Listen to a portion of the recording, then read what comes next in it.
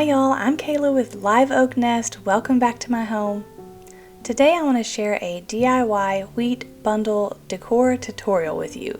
I love decorating with these in the fall. Y'all know I like to use dried wheat and dried florals, and so this is a great way to bring in those elements, and then you can kind of customize it year after year by just switching out your ribbon. So I'm going to show you how I make mine today, so let's get started.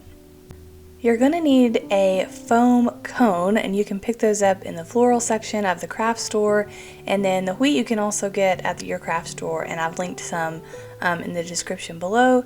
But I want to figure out kind of how tall I want this wheat bundle to be, so that's what I'm doing here. I just cut off a few pieces and I'm figuring out exactly the height that I want, and then I will take that height, cut several wheat stems at the same time, probably like 20 to 30 before I start gluing, and then I'll start working with those and adding them onto the cone. So I do want to mention too, I've made a couple of larger kind of wheat bundles, and then I've made a smaller one, which is what I'm making here in this video, and I tend to like how the larger ones look just a little bit better.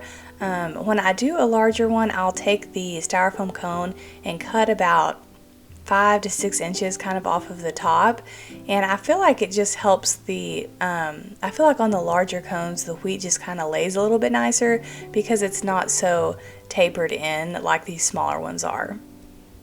So because it's tapered, you'll see at the end, like you'll have areas that you need to go and fill back in, and it's kind of a little challenging just to keep your wheat stems straight as you're working your way around.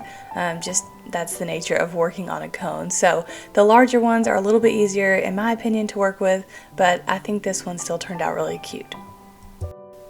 This is a super simple DIY. You just want to keep working your way around the cone, and you'll kind of see if I feel like my wheat stalks start going a little sideways, just because they're, you know, gluing onto the cone that's tapered, then I'll kind of move over and then work back the other direction.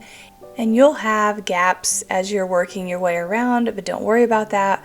We'll go back and fill those in toward the end. So do make sure that you're keeping your clippings on the when you're trimming off the bottom of your wheat stems, because you'll use some of those to fill in these gaps at the end.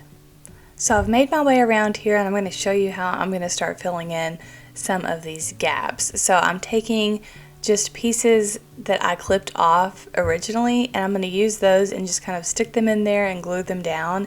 And you can see how they kind of taper down because I had a pretty big gap right here in this area, and so that's kind of how I'm going to fix that. I'll also go in, you'll see, and put a couple of pieces of wheat on top of that, and that second layer of wheat just kind of helps hide more of that styrofoam cone. And remember too that you're really working on anything that's going to be showing that would be below your ribbon. So the top portion of that cone will be hidden by your ribbon that you wrap around, and so you really just want to make sure that you're filling in and layering good on the bottom so that you don't have any of that styrofoam showing through. So here we are, I've completely finished wrapping the styrofoam cone with wheat. I'll take my heat gun and just kind of zap over the whole thing, and that just kind of helps dissolve any of the hot glue strings that are anywhere. And then I feel like too, if I need to cover up any other places, instead of using a whole stalk, like you can use the sleeve of the stalk. I'm not sure if that's exactly what it's called, but part of the stalk, kind of just that outer layer, will come off, and it's very thin, and it's really good to help hide any other spots that you need to hide on your cone. So once that's completely finished, I'm going to go ahead and tie on my ribbon. So you can see here I'm tying my ribbon right at the top of the cone, so it's going to hide that and you won't be able to see it at all. So I wanted to go ahead and show you a couple of different ways that I've styled these. I kind of move them all around, especially if I'm working on videos or projects to share with y'all. So I wanted to just show you a couple of places that I've had them. I've kept them mostly here on our entryway buffet table, and I just have both of them on either side, and I just think they look so pretty. I love how they turned out.